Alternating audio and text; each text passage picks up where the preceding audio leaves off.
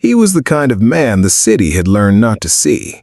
Every morning, before the coffee shops unlocked their doors, before the first pigeons lifted off the courthouse steps, Elias Carter was already there, settled onto the same concrete bench outside Harbor Square Market, his collar turned against the November wind, his paper cup resting between his worn hands like something fragile and worth protecting.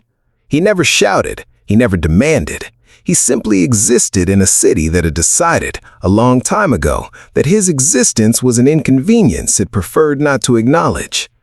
38 years old, he looked closer to 60, but his eyes, dark, steady, and quietly burning, those had never aged. Those still held something the streets had tried very hard to take from him and had never quite managed to reach. That Thursday morning, as the gray sky pressed down over Ashbrook and the delivery trucks groaned through the intersection near the market, Elias closed his eyes for just a moment and let himself go somewhere else. He went back, the way he sometimes did on cold mornings, to a house on Millhaven Road with a green door and a porch light that his father always left on. He could see Thomas Carter standing in the yard, not the broken man of the final years, but the strong one, the one who wiped his hands on a work rag and looked at his land with the quiet satisfaction of a man who had built something real. "This ground is ours, Eli," his father used to say, pressing one boot into the earth as though planting a flag. "Nobody can take what a man builds with honest hands." Elias opened his eyes. The bench was cold beneath him, the porch light was 20 years gone, and the ground his father had trusted was now the foundation of a sterling development parking structure on the east side of the city. He wrapped both hands tighter around the paper cup and said nothing, because there was no one to say anything to. Then a silver sedan pulled to the curb, and a young woman stepped out, and the morning shifted. Her name was Olivia Sterling. In Ashbrook, that name opened doors, rerouted traffic, and made restaurant managers suddenly find available tables. She was the only daughter of Victor Sterling, the man whose company had reshaped the city's skyline for 20 years, whose decisions had built fortunes for some and quietly erased the livelihoods of others. But Olivia moved through the world without the armor her father's name usually provided. She wore simple jeans, a pale sweater, no sunglasses. She walked the way people walk when they are actually looking at the world rather than performing for it. She was passing Elias when she slowed, just slightly, and their eyes met. 1 second, maybe less, but she did not look away. She did not do the small, practiced slide of the gaze that most people used when they realized they had accidentally made eye contact with the man on the bench. She looked at him directly, and she nodded. A small, clean nod that said, "I see you. You are here. You are a person." Elias watched her go into the market. He sat very still. It was a strange thing, he thought, how a single nod from a stranger could feel like being handed something you had forgotten you were missing. She was inside perhaps 10 minutes. When she came out carrying 2 bags, bread, apples, soup visible through the plastic, she made it halfway to her car before her hand moved slowly to her chest. The bags slipped. Apples rolled across the concrete in 3 directions. Then her knees gave, and Olivia Sterling went down hard, and the sidewalk froze. People stared. Phones appeared. Someone called out for someone else to do something. A man in a suit stepped forward and then stopped, looking around for a professional to appear. The city had a great talent, Elias had noticed, for watching disasters without entering them. He was already standing. Pain moved through his own chest. His heart had been sending him quiet warnings for months that he had no money to investigate. He ignored it completely. He crossed the sidewalk with a steady, deliberate stride and knelt beside her. Her pulse was rapid and shallow. Her color was wrong. He looked north toward Mercy General, 4 blocks. He looked at the traffic locked. He made the only decision available. "I've got you," he said quietly, close to her ear. "Don't be afraid." He lifted her. Gasps moved through the small crowd. Someone said something sharp. Elias did not look at any of them. He turned north and he walked. His legs trembled with every step. His chest burned. Twice he stumbled and caught himself without slowing, adjusting his arms around her, keeping her steady, moving through the cold Ashbrook morning with the same quiet stubbornness that had kept him alive on these streets for years. The city blurred around him, horns, a green light turning red, a shop owner stepping back with wide eyes. He did not stop. He did not ask for help. He walked all 4 blocks and pushed through the emergency entrance of Mercy General and laid Olivia gently on the first gurney he reached. A nurse turned toward him. "Sir, your name?" But he was already walking back through the sliding glass doors, back into the cold, back toward the bench, as though he had simply stepped away for a moment and was returning to his ordinary morning. By the time Olivia opened her eyes 3 hours later, her father seated at her bedside, his phone silenced, his face wearing a fear she rarely saw on it.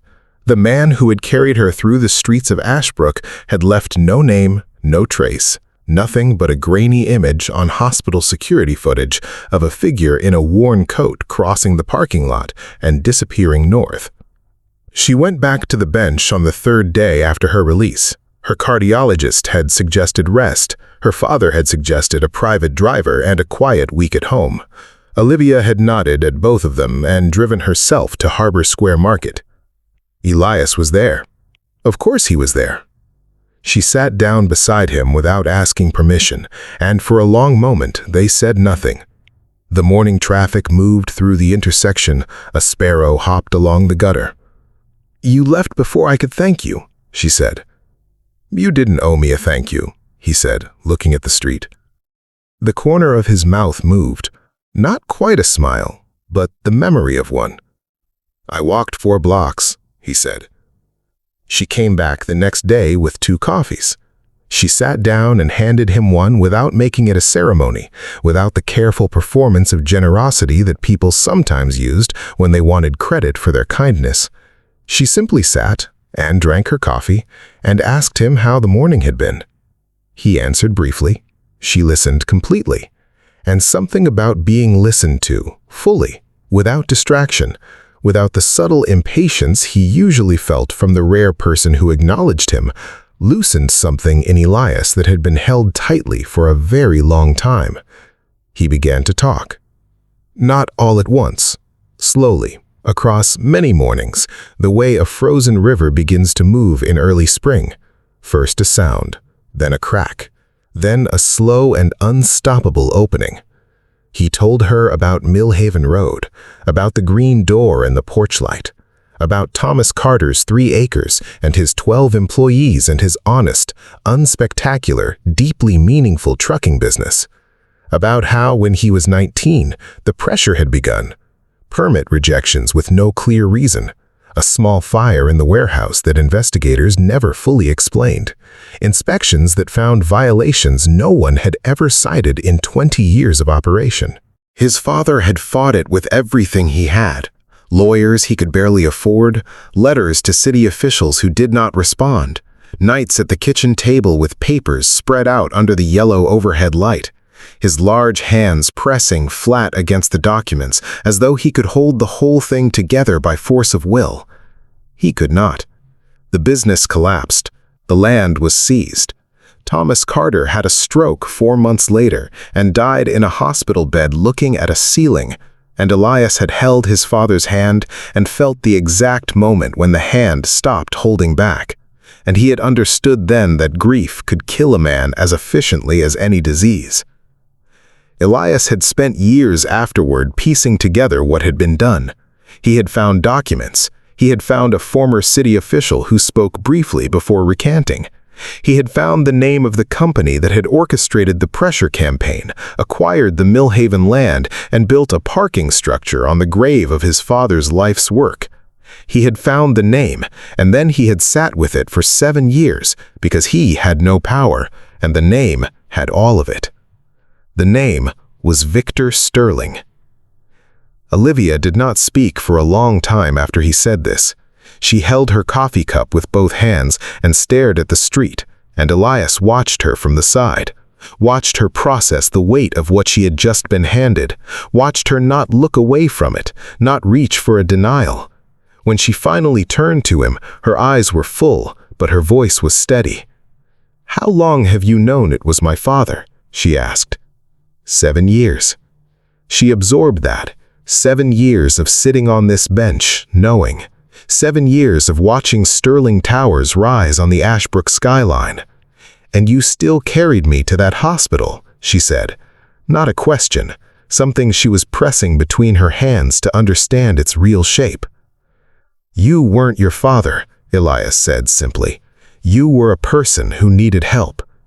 She looked at him for a long moment, this worn, quiet, clear-eyed man who had carried her through the city while his own heart was sending him warnings, who had walked away without his name, who had known for 7 years exactly who her father was and saved her life anyway. Something moved through her chest that she did not have a word for yet. It was not pity. It was not gratitude alone. It was something closer to the feeling of recognizing a person, truly recognizing them, the way you recognize a piece of music you have never heard before, but somehow already know. She reached out and placed her hand over his, there on the cold bench, in the middle of the ordinary morning. He looked down at her hand. He did not pull away. What followed was not a courtroom drama. It was quieter and more grinding than that.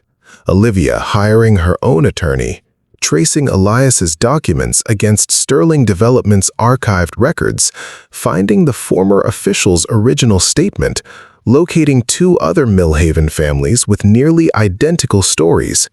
It was weeks of careful, determined work by a woman who had decided that loving her father and holding him accountable were not opposites. They could coexist. They had to. She brought the documents to Victor Sterling on a Tuesday evening. The attorney was present. The papers were laid in a clean row on his desk. Victor was a man who had spent 40 years constructing walls between his decisions and their consequences. He was not prepared for his daughter to walk through those walls with quiet certainty and lay the truth in front of him, without drama, without tears, with only the steady patience of someone who had already decided she would not leave until he looked at what was there. The conversation lasted 3 hours. Victor Sterling did not admit everything, but he did not deny the documents, and in the weeks that followed, he established a restitution fund for the Millhaven families. He transferred a comparable parcel of East Side land to a community trust in Thomas Carter's name. He arranged a meeting with Elias, 14th floor, glass conference room, city spread out below them like a map of everything that had been built and everything that had been lost. Victor sat across from Elias and looked him directly, and he said, "I cannot give you back what your father lost. I cannot give you back the years, but I know what was done, and I am sorry." Elias sat with that. He looked at this older man, tired in a way that money had not fixed, wearing his regret visibly for perhaps the first time in his life, and he thought about his father pressing his boot into the earth on Millhaven Road. He thought about the yellow kitchen light and the papers spread across the table and the hand that stopped holding back. Then he breathed slowly, and he nodded. "I hear you," Elias said. And he meant it as exactly what it was, not the end of grief, but the beginning of release. He did not become a wealthy man. The trust gave him work, coordinating small business support for Millhaven families, drawing on something in him the streets had never managed to fully bury. He found a room on Glenview Street. He began seeing a doctor about his heart. He started sleeping without one eye half open against the cold. And Olivia came less often to the bench now because Elias was there less often, because he had places to be. But she still came. Sometimes they walked instead of sitting. What had grown between them was not yet a love story in the way people usually told those. It was something earlier and more honest than that. It was 2 people who had seen each other clearly, in the worst and most unguarded moments of their lives, and had chosen to stay. Whether it became more than that was a question neither of them rushed. They had both learned, in different ways and at great cost, that the things worth having do not ask to be hurried. What was certain was this: Olivia Sterling had looked at a man the city had learned not to see, and she had truly seen him. And Elias Carter, who had spent years wondering quietly whether a person could lose their humanity to the cold and the concrete, had carried her 4 blocks through the November wind without asking for a single thing in return. And in doing so, had answered his own question, once and for all. Some people spend their whole lives looking for proof that they matter. Others prove it on a cold Thursday morning with tired legs and a burning chest, walking into the wind. If this story made you feel something real, subscribe so tomorrow's story finds you too. Kindness never makes the headlines, but it lives here. Subscribe to the Kind Soul Stories. Ring that bell because souls like Elias Carter deserve to be remembered, and so do you.